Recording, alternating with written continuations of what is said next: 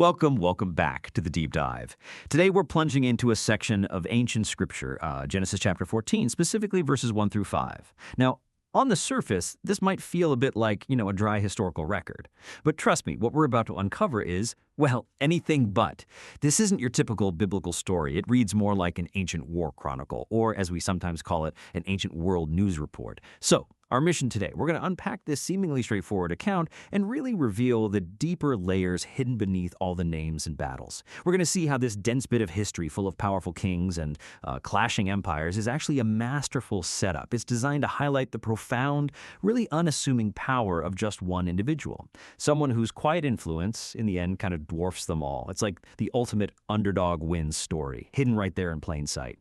Understanding it, well, it reshapes how we view power itself. Okay, let's unpack this. Yeah, and what's fascinating here is exactly that contrast you mentioned. This section, it looks like a list of unfamiliar names, big conflicts, but it's incredibly crucial. Every single word, every name, every action described here, it's cementing a backdrop, a huge, overwhelmingly powerful backdrop.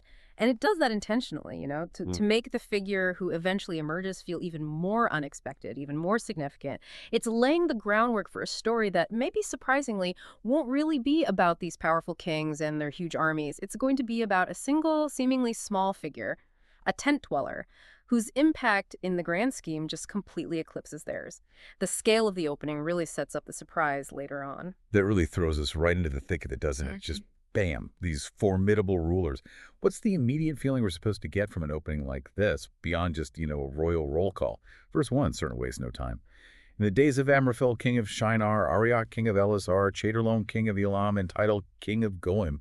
Phew, that's quite a mouthful right out of the gate, isn't it? It is. It reads like a royal registry, just listing off these immense figures. And as we start to dig into the details, what often gets missed, but is really critical, starts to come out. It really does. And the Hebrew structure itself kind of emphasizes this official, almost documentary feel. It explicitly says, Shemo HaMalakim, literally the names of the kings. So it's not just casual, it's formal. It's like a declaration. Yeah. These are the major players in this big international drama that's unfolding. And when we talk about Amraphel, king of Shinar, well, if you remember, Shinar takes us all the way back to Babel territory in Genesis 11. So that's not just a random place name. Right. Good point. We're seeing Abram's story starting to collide with what you might call the old kingdom of human pride, a place symbolic of humanity trying to build its own power, separate from God. So what's rolling into Canaan isn't just some local spat. It's like a proxy for ancient imperial power, carrying all that history. And then there's Chedorlaomer, king of Elam. That's the region of ancient Persia, roughly modern-day Iran. The text actually puts the focus on him, and verse 4 makes it clear. The other kings, they serve him. Okay. He is, without a doubt, the alpha king in this coalition, a real overlord from way over there. So we're painting this picture of immense, undeniable earthly power. These aren't just local chiefs. These are kings of big, established kingdoms. And there's one central figure, Chedorlaomer, running this huge campaign. How crucial is it to grasp that sheer scale of human dominion, this, overwhelming force? Especially before we get to the contrast that's being set up. It sounds like we really need to feel the weight of these empires first. You're absolutely right. It's vital. You have to appreciate the sheer, unbridled power these kings represent. Imagine the news back then. These would be the headlines, right? Regional superpowers, huge armies moving, kings commanding other kings, Chedorlaomer coming all the way from Elam into Canaan. That signals a level of military and political dominance that would have been, well, truly staggering. This isn't just a local fight. It's the big powers of the age stepping into this relatively small, fragmented land of Canaan. And by establishing him as the Alpha King, the narrative immediately tells us, look, he's the main force here. His will is driving this whole war machine. It sets the highest possible bar for any kind of counterforce that might show up later. Right. And then verse 2 brings in the opposition, or maybe the targets of this imperial force. This local coalition of 5 Canaanite kings, it tells us. Bera, king of Sodom, Bersha, king of Gomorrah, Shinab, king of Admah, Shemeber of Zeboim, and the king of Bela, that is Zoar. Almost sounds like a board game, doesn't it? Collect 5 Canaanite kings, trade for 1 goat. But obviously this is serious business for them. These are the kings whose turf is being invaded. What's the significance of shifting from these distant empires to these local city-states? It's a crucial shift in scale, definitely. On one side, you've got the imperial might of Elam and its allies, vast resources, established power. On the other, you have these 5 Canaanite kings ruling relatively smaller city-states, but, united by their shared problem and the names, Sodom and Gomorrah. Well, they already carry a heavy weight for anyone familiar with what happens later in Genesis. Yeah, for sure. When the text says they made war, the Hebrew phrase is interesting. Literally, it's like they acted war or they did war. Acted war. Yeah, it's not just describing a spontaneous fight. It paints war as something practiced, executed, a deliberate, intentional act, almost like a policy or a profession. It highlights the gravity, the strategic nature of what's happening. This is calculated conflict, not just random violence. It tells us these kings aren't just reacting blindly, they are actively engaging in organized warfare. This isn't some minor border dispute. It's a clash of actual military forces. So they acted war. It's deliberate, almost procedural. What does that little nuance tell us about warfare back then?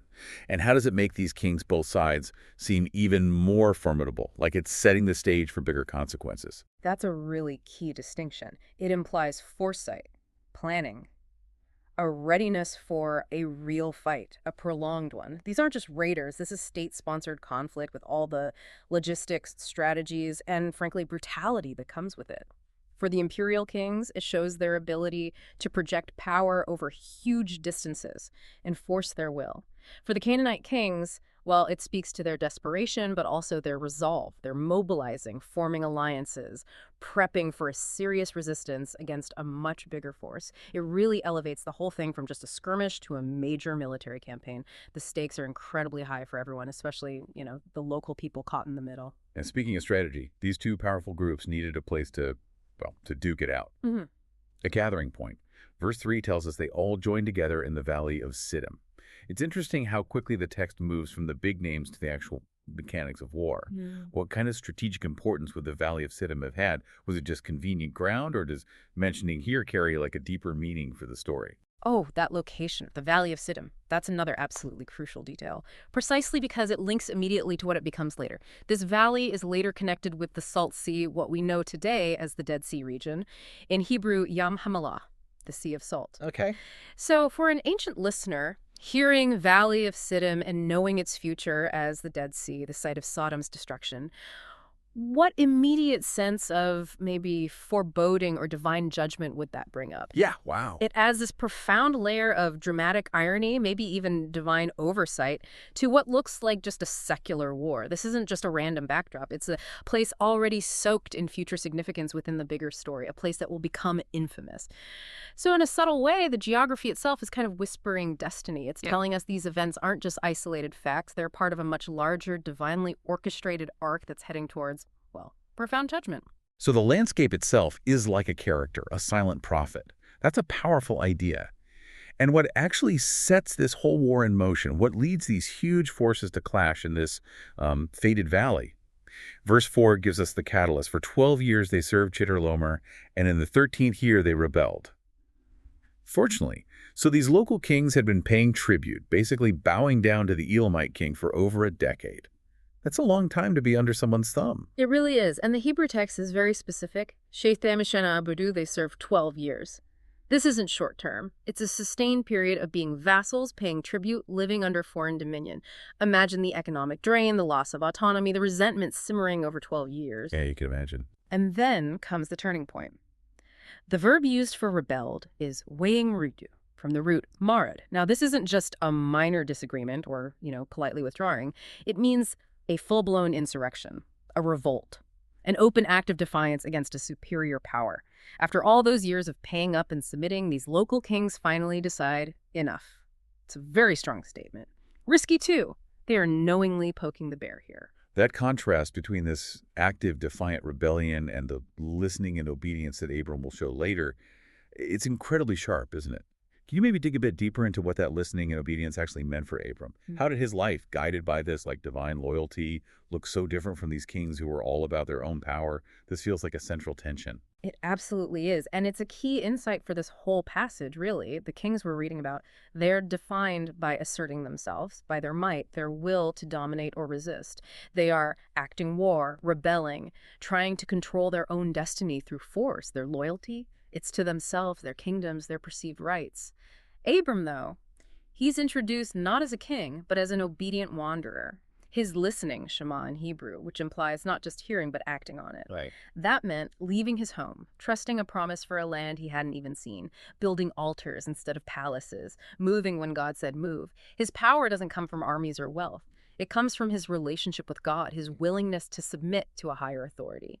So while these kings are making headlines with wars and rebellions, Abram is quietly building the spiritual foundation through faith. It highlights this fundamental clash of loyalties, earthly power versus divine covenant.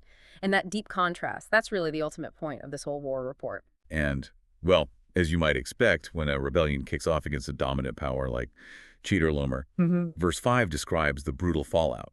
Chedorlaomer and his allies didn't mess around. They came and struck the Rephaim. This campaign of violence just explodes onto the scene.